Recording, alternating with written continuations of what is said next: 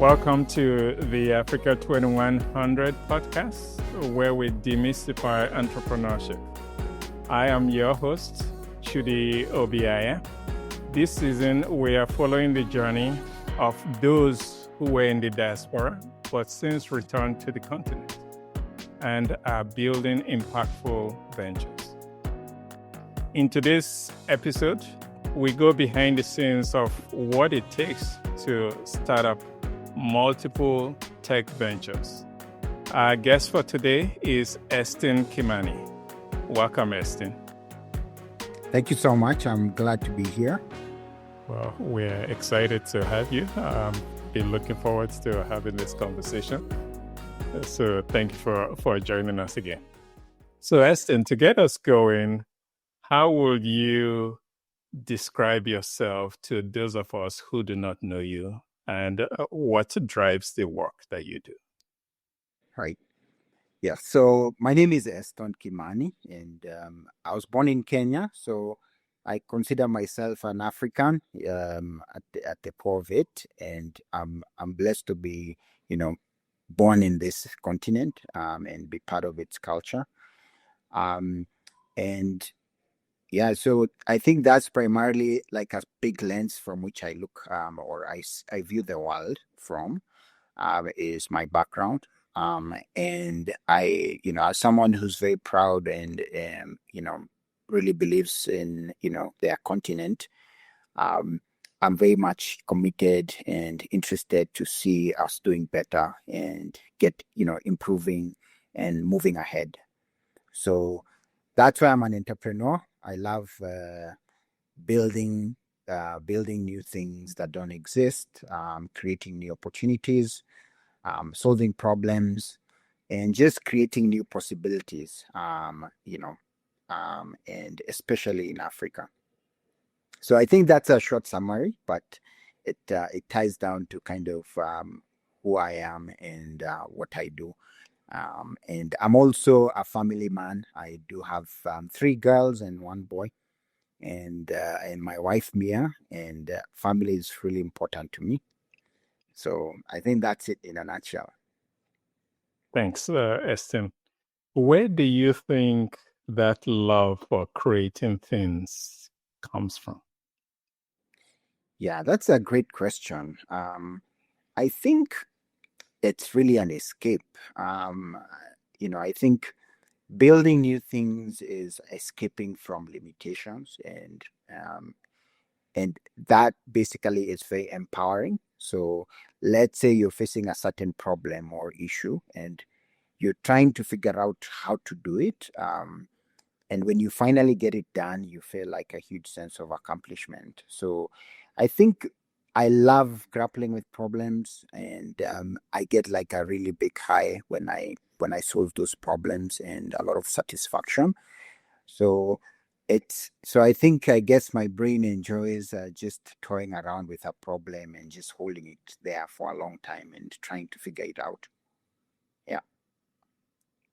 Do you have any understanding of where that originated from?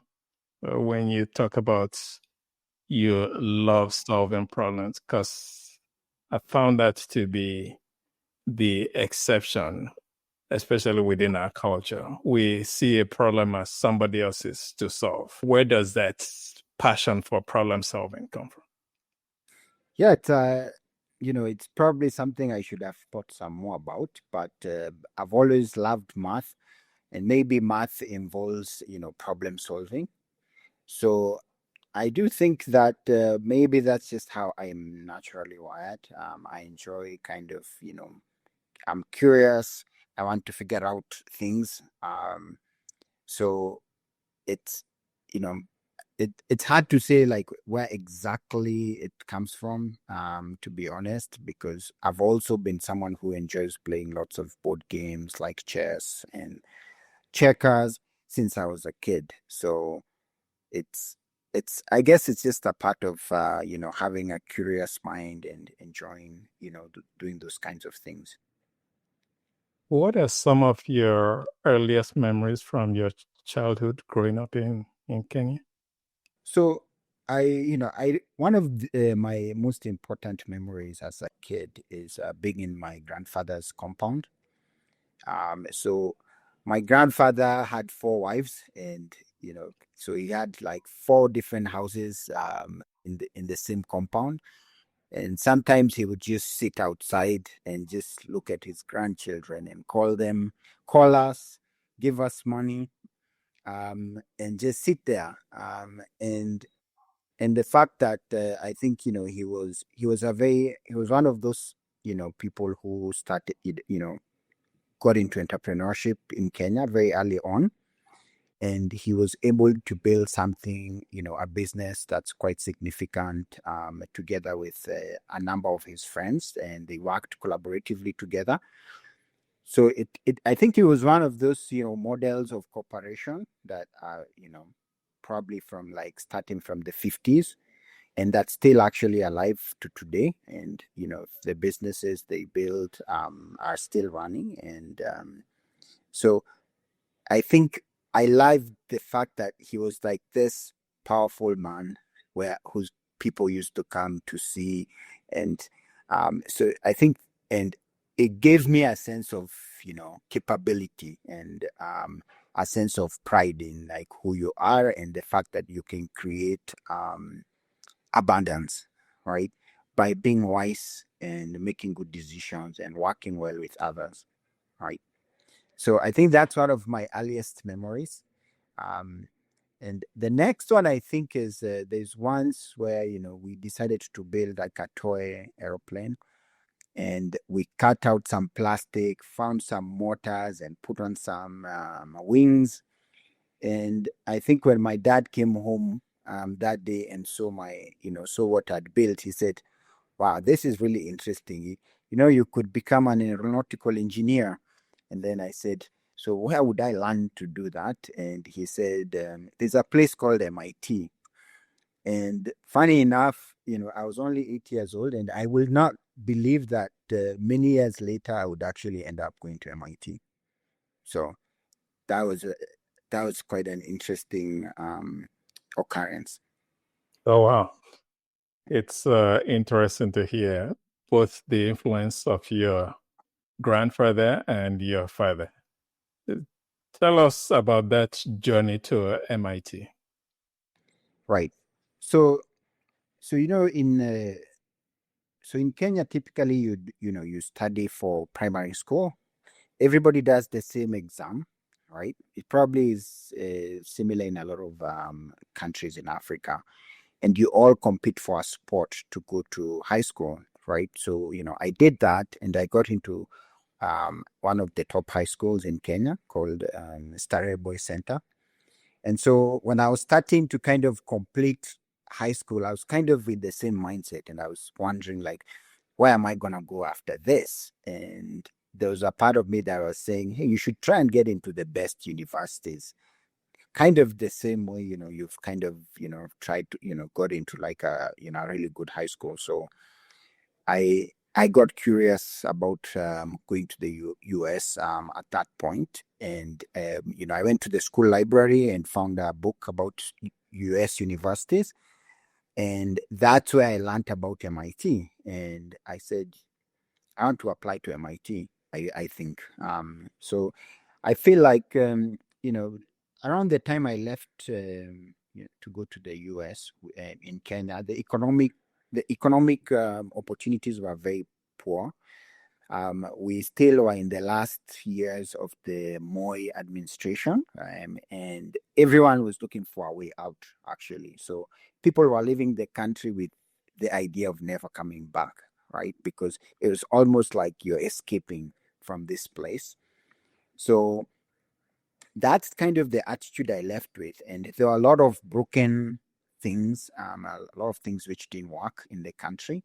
So when I landed at MIT, or even in Boston, I suddenly was confronted with like a lot of things that were working, right? And it's almost just night and day, like landing in a different planet, right? And I was just stunned by the fact that pretty much everything was working, right? The roads were working well. Um, you know, people who are going to school, people who are coming up with these really brilliant ideas and actually executing on them. And it was just a completely mind-blowing experience in terms of, wow, it's possible to like get. So I was wondering, like, for a long time, like, what's wrong with what's going on at home, because like, how come we're almost like the opposite of this? So it's something that kept me actually, thinking for a long time. And the direction basically my brain took was to say, hey, what if we could like bring this level of like, getting things done and efficiency and just problem solving back to Africa? Wouldn't that be really awesome? So I think that's the seed that got planted in me as I lived in the US and hung out around MIT and saw all these great innovations and just a lot of good things happening over there. So I'm not hearing any homesickness. You weren't homesick. How was the transition? Yeah, I think there's a big transition, and I think one of the great things about being away for a long time is you also start to realize that there's stuff you had at home that you no longer have. So as much as I was like in huge admiration for like all this technology and all these great things in the US, I also started missing things back home. I think first of all, socially, I just missed the way in Kenya you could walk up to pretty much everyone and have like a good conversation with them. It made you feel very included and part of kind of the society. And then I also think that I think for me as a Kenyan who probably in Kenya I was part of kind of the mainstream, or I felt very comfortable in my skin. Um, Suddenly in the US, I was confronted by the fact that a lot of times because of my skin color, or it seemed like we were at the bottom of the social ladder in many ways. So for instance, in Kenya, like no one would ever, like if they met me, would have suspected me to be like a bad guy, right? So but sometimes in the US you would see like some level of suspicion if like you show up somewhere. So that actually was made me think quite a bit and just start to understand, like, right, there's like I'm in a different position. And obviously I started to learn about the history of Africans who are shipped to the US and the horrors of slavery. And that was like a good explanation of the current state of things in the US. So it made me even more determined to say, hey, you know what, if we don't improve and if we don't up our game, the weak people get taken advantage by the strong. And that's why you can get enslaved, because people come with better technology and you're not ready to defend yourself, right? So I'm very worried about being weak in that sense, and I'm especially worried about being poor and vulnerable, because that's how we end up seeing Africans drowning in the ocean or working as almost like in slave-like conditions in some of these countries. So it's very important for us to make sure we don't get there, or we don't get our people to a point where they're desperate and they have no, their sense of self-worth is basically shattered because of the poverty that they experience and the sense of helplessness, right? So that's something that we all need to figure out how to run away from, and it's a very urgent and critical thing that we should be prioritizing. So you are now at MIT and going through the MIT experience.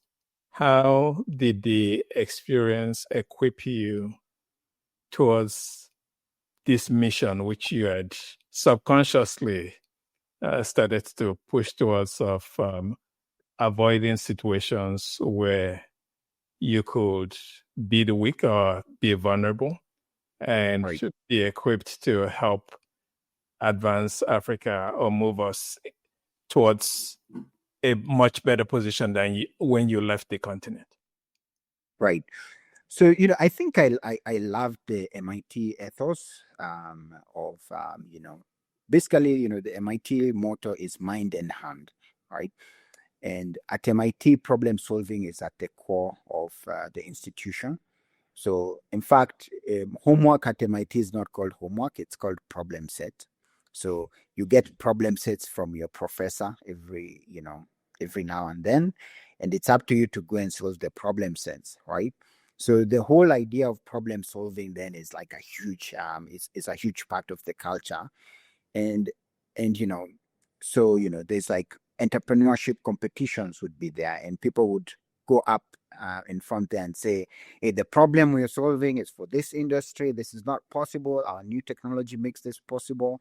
And then they'd win like $100,000, and sometimes they ended up becoming an important company. And at the back of my mind, I was thinking, but like we have all the problems in Africa. So we have like the huge source of problems, for people looking to solve problems. Like it's a great playground for problem solvers. Um, so then I thought, if you have the right tools to solve problems in Africa, then you would actually love it, because you'd have all these things that you can do there, and problems you could solve. And so I took that as a challenge in many ways. So I was very interested in entrepreneurship, at MIT, because I took part in the MIT Enterprise Forum. I took part in the MIT 50K competition. In those days, it was 50,000. I think nowadays it's 100,000 competition. So you pitch your idea, and the best ideas, can win like $100,000 to get started. So, I did actually take part in these competitions, and that's one of the, this was firing up my idea of like, okay, I should go back home and like start solving these problems, because I'm getting all these tools that I can use to solve problems. That's when everyone is starting to think about, okay, what are you gonna do when you graduate?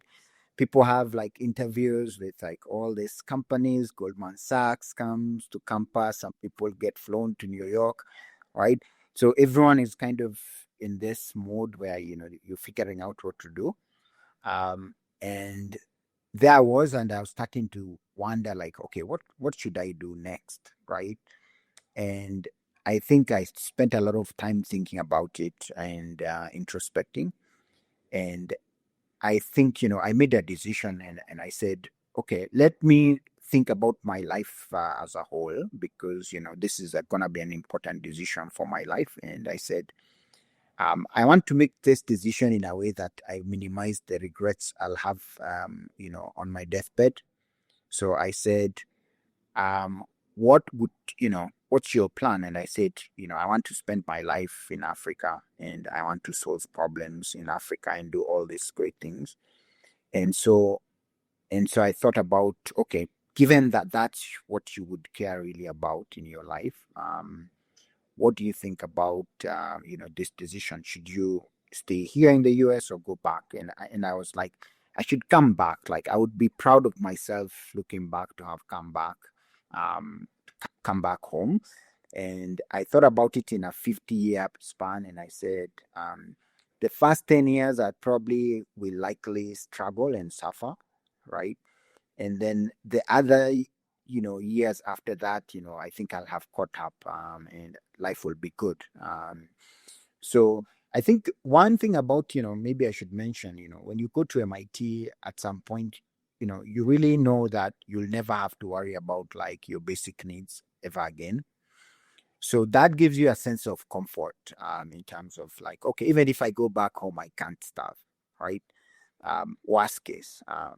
So at least, I was like, as long as I have the basics covered, I'm gonna be fine.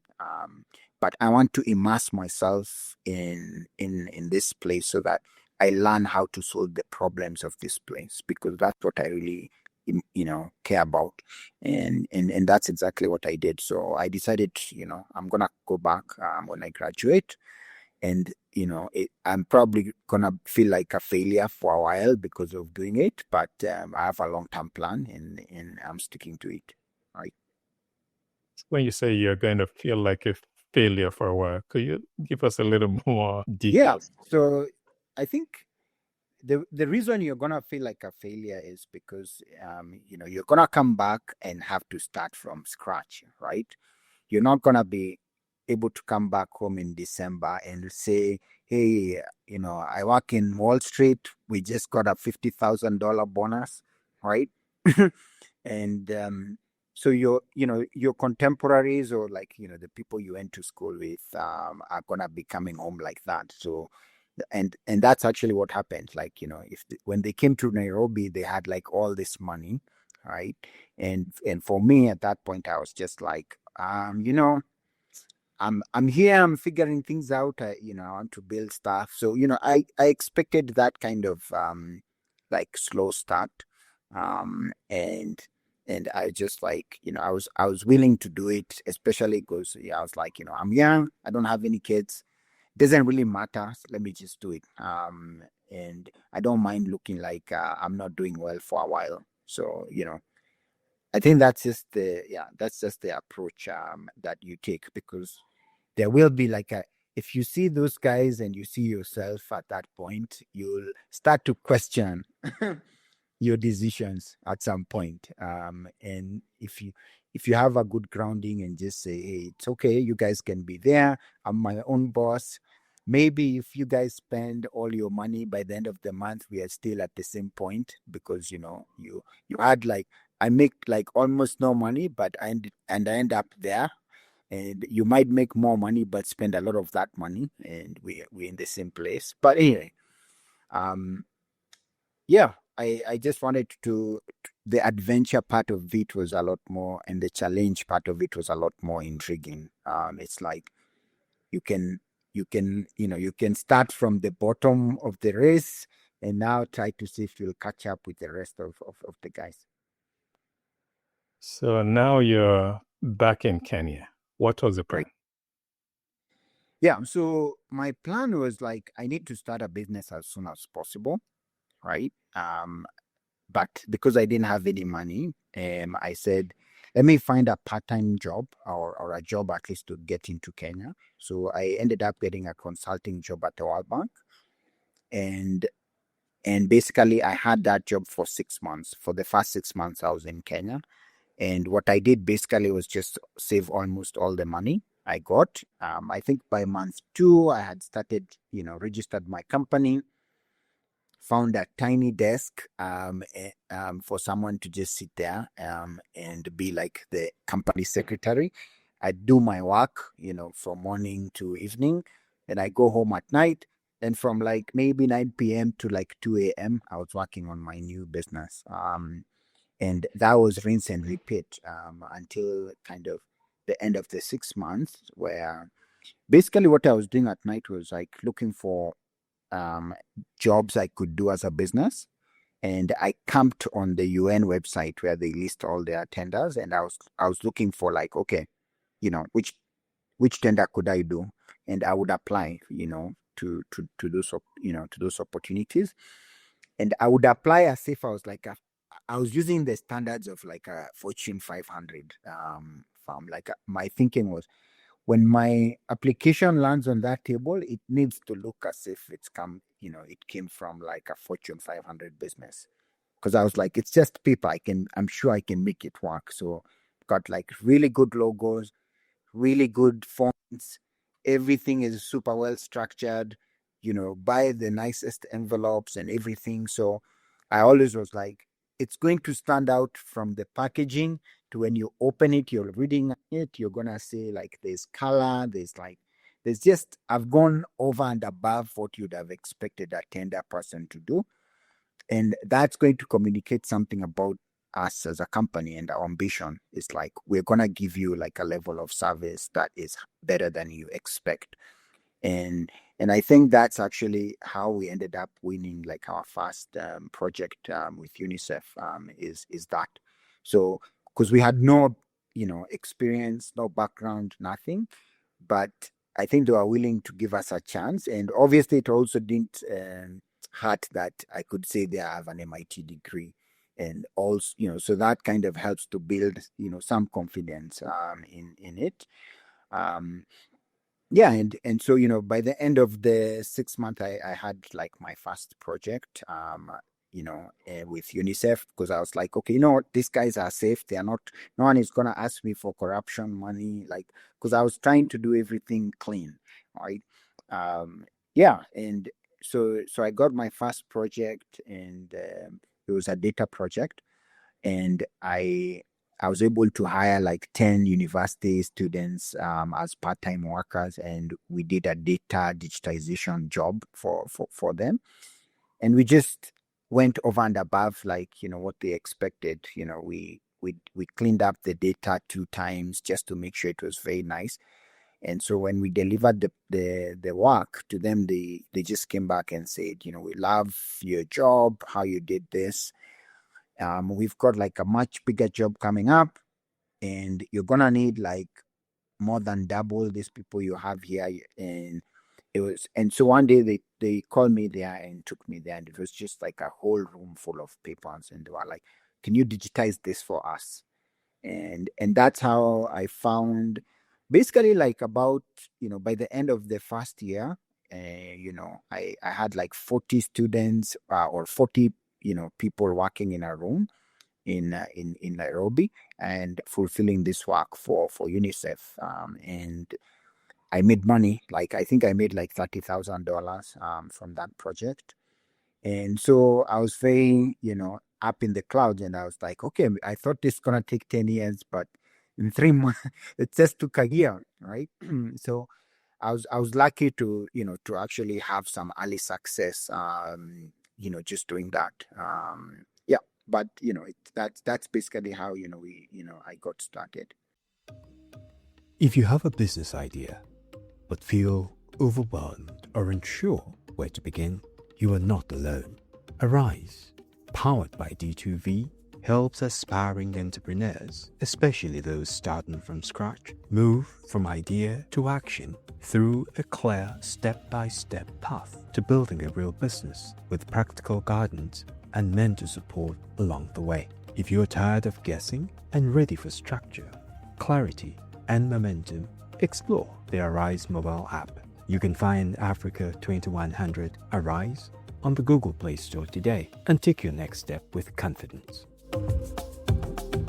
So I have 2 questions for you. One is, given that you had said originally that the Africa was replete with problems, Right. the how come you didn't come in with a problem you were looking to solve? I think the basically, I was looking to figure out a way to get started, right? How can I make money? Like, I need to first get some money, right? Right. Because you need to solve the money problem. So, and I was like, I can be a good, I can provide great services here in Africa, and I think that's good, because I ended up actually also providing job opportunities for a lot of those university students, right? So I saw it as part of kind of like, me getting into the workforce, and yeah. The second question is corruption money. Nobody is asking for corruption money. Something you Yeah. said. Can you tell us, peel the layer on that one? Yeah. So I think, back to kind of like, this, I think, this picture I give you of being on your deathbed. One thing I wanted to do was to say, okay, I feel most proud of myself for not even done any corruption, right? And I don't want to take any shortcuts. So, I think when I came back, my options were basically like, are you going to try to get any projects with the government? Probably not. And you're like a very young guy. You need to know people. You don't know anybody, right? Are you gonna try to do this with like Kenyan corporates? Maybe you could do that, but I just felt like they were not as kind of, they would not be as international as like the UN, right? Because the UN was very transparent. We list all our projects, you apply, and maybe whoever gets it, And I also knew probably like the people in the UN would kind of give some respect to an MIT degree more. So it's just how I thought about like figuring out how to, where am I gonna knock first? Which doors are likely to be opened for me, or which make sense for me. So yeah, that's why I opted for that route. So you have $30,000 in your pocket, enough to get started. What was your next move with your entrepreneurial vision? Yeah, so I think I was a bit heady at that point, and I was like, I need to teach people how to do this, what I just did, right? So my next project was something which I call the Africa Business and Leadership Excellence Center. It's like the ABLE Center. Like I wanted to call it ABLE Center or something like that. Those were the meaning of the acronym. And so I went to town and like hired a room. And I had an office downstairs, and upstairs was a classroom. And I put together like some of my entrepreneurship lectures, which I had created a while back, and I updated some of them, and then I bought some chairs, like all the furniture, everything, and then I started doing ads on the newspaper saying, "Hey, do you want to learn about entrepreneurship and all that? Come." So you pay some money, you come, and you go through this course that I was teaching. So I was kind of doing that. But it just didn't really work, let's say. I mean, some people did show up, and I did, I took them through this course, but it just didn't take off. Like, it just never, because a lot of people are coming there saying, can you give me like a degree so that I can be able to show it, like, so that, because it's like parents would come and say, will my son get like a degree or something? And to me, I was like, but the degree is meaningless. Anyway. So then I was like, if they need that, then maybe I'm not being successful in teaching it. So I think for me, it was like a great learning lesson for me, because at the end of it, I was like, okay, this has failed. I was claiming to teach people about like business, and my own business has failed. Maybe I need to go and actually build like a real business that succeeds. And I can come back and like teach people based on like real success. So, that's basically how that project ended up. And the next thing, I sold all my furniture and I closed the whole place. And like, I went home being like, okay, that has failed, and I need to go back home and now re-strategize and think again. And I was like, yeah, I expected I'll fail at some point. But it was quite humbling, having come from like a big success to like a big failure. And I learned some really important lessons actually from that, which was, I had spent way too much money on the office and like on the room, like upfront. And then I had this running expense of rent that was just being, coming at me every month. So the next venture I started, I was like, I'm going to be very careful about how I handle money, and try and preserve as much capital as possible so that you can survive for a very long time. So I think that was kind of the biggest lesson from that. How can you draw a line between your future successes and that failure? Yeah, I think as I said, so when we now started like other companies, what we've tried to do in the beginning is to be very lean in the beginning. So, so for example, I see a lot of people coming from the diaspora, and you think, let's say you want to start a company, and you kind of want to look like a company in the beginning, from the get-go, like have a nice office, have like all these nice things that give you the look, right? Whereas my approach changed to being like, okay, I have this money. I want to make sure we don't run out. So I'd rather get it a tiny little corner with 2 chairs and whatever, and like save my capital as much as possible, because I know it's gonna be a lot harder than I expect. So you definitely want to avoid the temptation to kind of like look professional before you can afford it, or look successful before you are actually successful, because sometimes it's also just part of human nature, where if someone comes into to ask you, hey, so where are you working out right now? You've moved back to Lagos or to Nairobi, and you show them a tiny little cubicle in the corner, then they are just like moved, like this big name place, to be in this like in the little cave, right?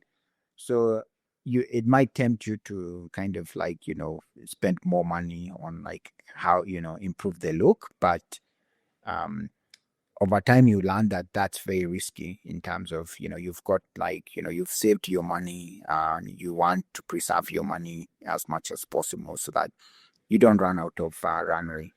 So that's an important lesson, for I think for a lot of people trying to do something like that. Can you take us through when you knew you had built something that truly worked and mattered? Right. Yeah. So in 2010, we started a company called Africa Stocking at that point.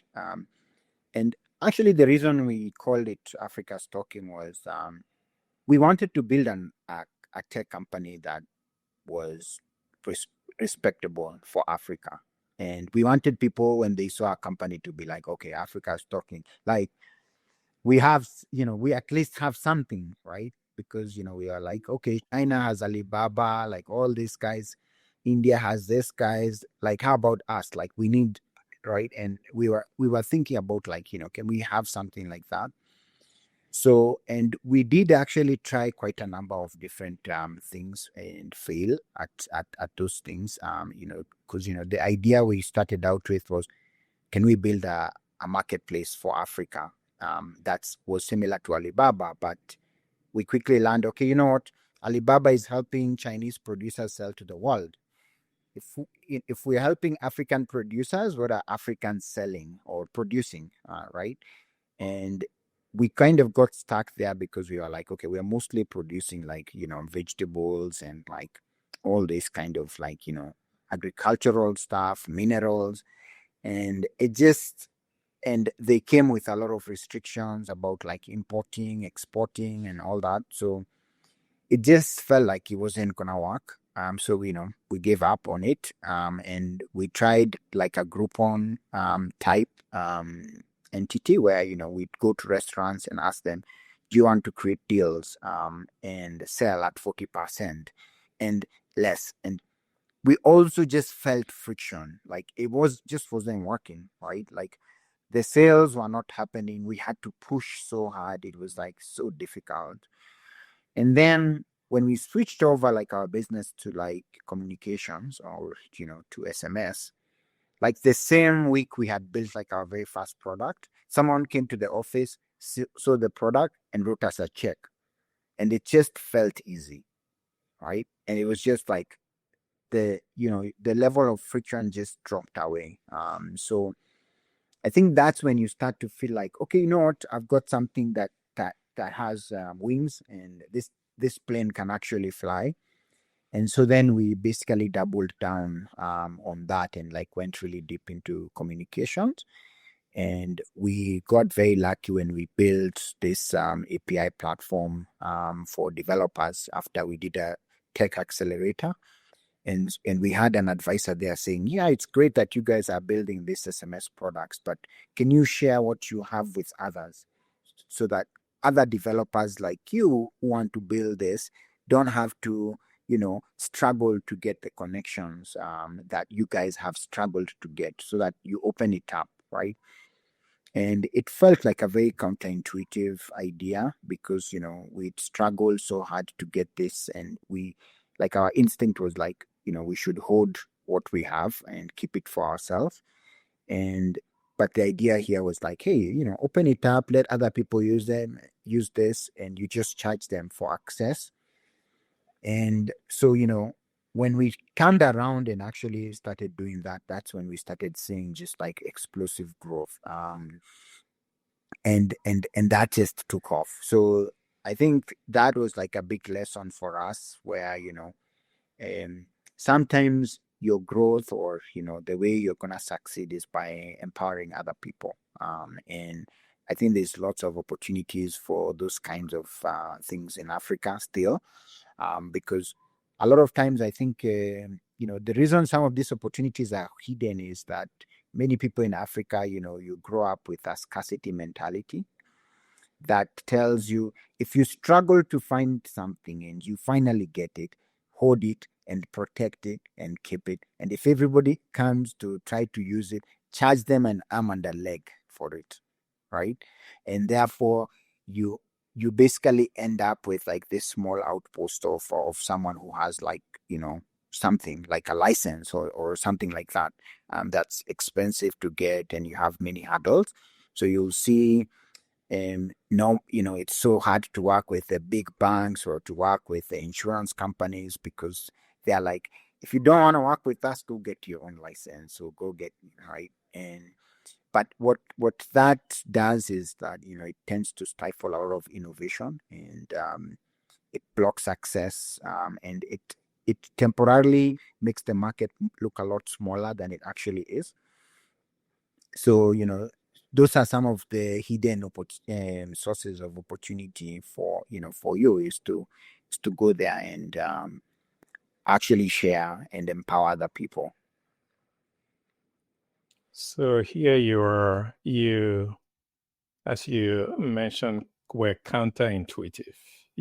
Everybody else was charging an arm and a leg as a result of the scarcity mindset, and you decided to go cheap or go low.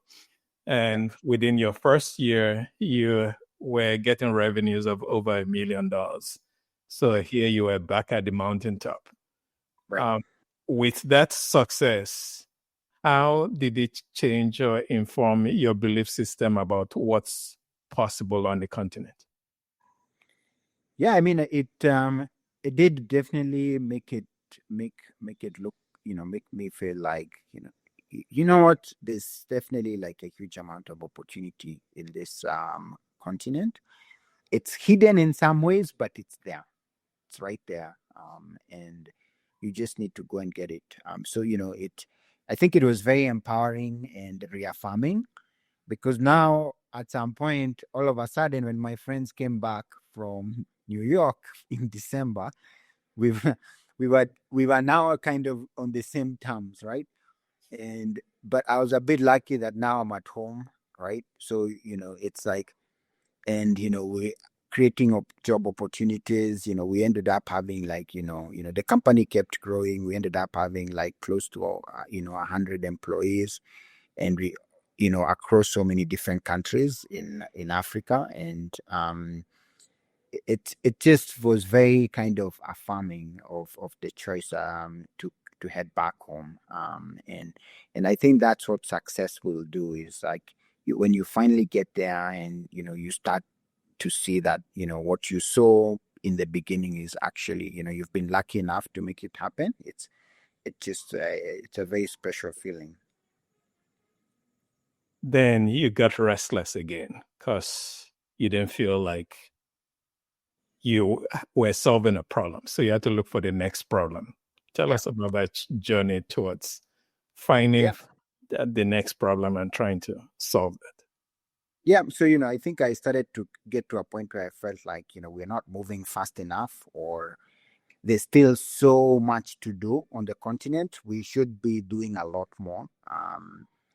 So I started thinking about, okay, what next? And I think I had a very influential trip to China with Alibaba, and just so kind of the sort of impact that Alibaba has had in China.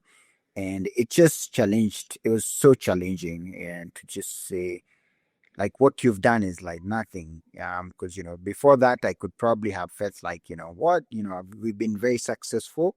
But when you go there, you suddenly feel like, you're like, you've done nothing. It's like a drop in the ocean.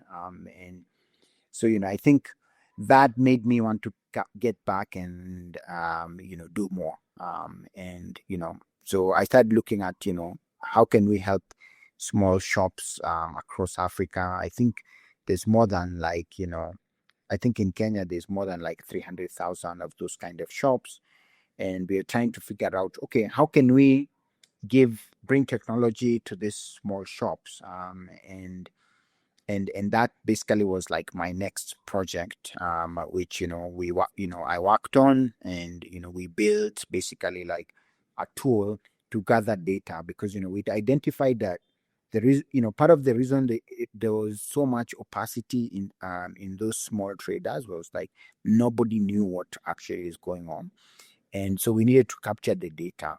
And we'd come up with, I'd met a friend who was a computer vision engineer. And so we basically came up on this idea of like, what if we could create a camera that could automatically detect products as they were sold through this tiny hole that is usually there in a shop. So if you could put like a little camera, so you say there's milk being sold like that, and then aggregate this data and share it with, the fast moving consumer goods guys. Maybe we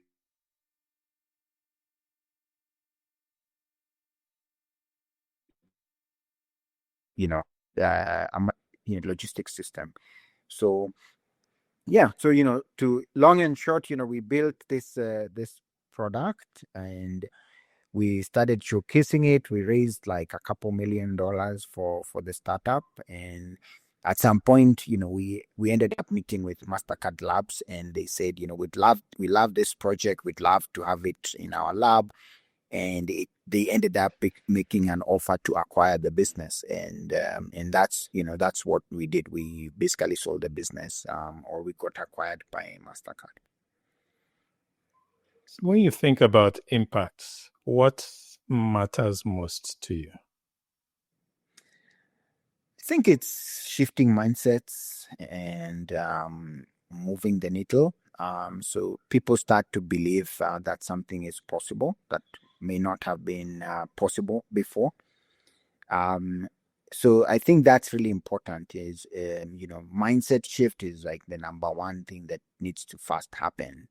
And when you suddenly, you might find someone who looks helpless and they're just sitting down and they feel like nothing can work. But if you show them that something is possible, then they get fired up and they get energetic and they start doing something. And that's really what I think ends up making a difference. So yeah, so we do need that mindset shift in terms of making impact, and providing people access to opportunities is a key part of that.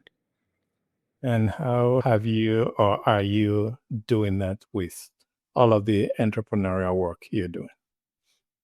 Yeah, I mean, I think mostly is also kind of teaching by doing.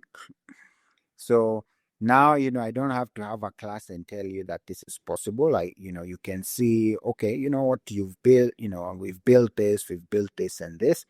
Maybe at some point, when I'm done with this, I'll try and get back on like up and, actually like, helping people, or, mentoring and teaching, I've mostly kind of been at this point doing, I've been like an angel investor in some startups, or just giving people some advice on what to do. But I'd love to build like a really important, successful business, and that changes the trajectory of a lot of things, similar to what Alibaba has done in China. And then that fires up a lot more people to also want to do the same, and we all build together. And I believe you're also sponsoring some kids in your former school as well. Yeah. So one of the things actually which happened is, I was able to have an exit in one of my previous startups, and I sold to the IFC and to Orange, and I got quite a bit of money for me at that point. And so one of the things, so Starre Boys Center is one of those schools where there are a lot of needy students, and it had been started as a net blind institution for initially. Actually, it was for street kids, but it ended up becoming, like, let's say, one of the best high schools in Kenya. So usually when you live in form 4, that's basically what you call it. We had to make a pledge that if our circumstances allowed, we would allow other kids to have a chance. That's one of the things I was quite lucky to be able to do, is be able to get some 10 kids to go through like the 4-year program at that school, and kind of fulfill that, what they call the charge in high school. You want to say a few words about ChatSasa? Yeah. So basically, so right now what I'm working on is I'm helping businesses to grow, and we're looking at how can we grow as a business. The most important thing is you need to listen to your customers, and then you need to talk to them. Now that sounds very easy, but as you know, listening is not that easy. It takes a lot to listen. Number one, you need to be like willing to listen. So you find that a lot of these companies, they have a website, they have a mobile application, but it's really difficult to reach anybody there. So what we're helping businesses is to say, hey, here's a chat widget you can add to your website. So if someone is on your website, they can quickly talk to somebody, right? Or on your mobile application. Or, if you want to talk to people where they already are, on WhatsApp, on even on social media, you want to listen to what people are saying about your business, we can enable you to basically see all of those things happening in one single dashboard, right? And also, talking to your customers is like, it's not, as I said, it's not that simple. You need to know, who are you talking to? Am I talking to the VIP customer, or is this just another person who's asking, right? So let's say you're a bank, you have different types of customers, and if you annoy the customer that is, has the biggest bank balance and they leave, that's not good, right? So we help you to have like good profiles of like who you're talking to, so that you're able to converse with them and to do this kind of customer interactions at a large scale, so that, because most of these enterprises are dealing with, let's say, hundreds of thousands or even millions of customers. And how is that going? Yeah, it's going well, and we're excited about the possibilities. So hopefully next time I come here, if I do, we'll talk a little bit about that story. Great. Yeah. See, you just pledged, everybody heard you, commits to coming back. So we will hold you to that. Yes. As we look back, or as you look back, are there any actions or learnings that you would be willing to recommend to others who seek to walk the same path that you have, whether entrepreneurial or a return back to their home country? Right. So, yeah, I mean, I think, it's one thing, I think there's a time I went to India and I met this man, and I met him in a state in India called Maharashtra. And he told me, hey, he asked me, where are you from? And I told him, I'm from Kenya. And he said, no, you're not from Kenya. You're from Africa. I said, no, Africa is not a country. It's Kenya. And he told me, look, you're not thinking about it right? I'm in Maharashtra, this population of Maharashtra is bigger than the population of Kenya. But I don't say I'm from Maharashtra. I say I'm from India when I'm talking to customers. So you want to actually think of, of yourself as an African from the get-go. And just be very open to that, because, you've got people who want to come back to, Africa, but maybe their country of origin is actually not a great place to start from. But there's some countries where you actually, have a decent chance at, starting. So don't confine yourself, basically. I mean, the other, basically, way of thinking about it is, don't confine yourself to the village you grew up in. You can move out to the city. And if you can move out to the city, you can also move out from your country to another, to Africa, basically, which gives you the ability to kind of see the continent as a whole. And you can start to make some impact, and you can start to make things happen, and if you find a fertile ground to start. It's profound. So are there any final words you wish to share with us, Eston? Yeah, I think it's our responsibility and our obligation as Africans to change the trajectory of the continent. And if we don't take that job seriously, it'll come back to bite us, and it'll be a source of much regret.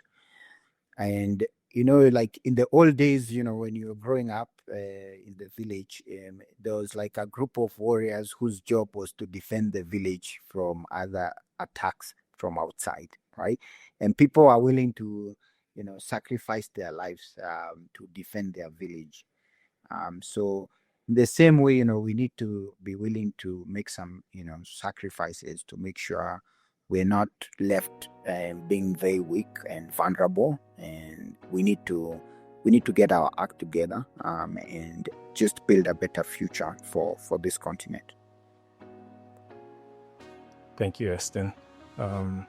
You have shared your insights, you've shared your experiences, and also provided some recommendations on how to tread that return for those out there who are looking for and unaware of how to return back to the continent.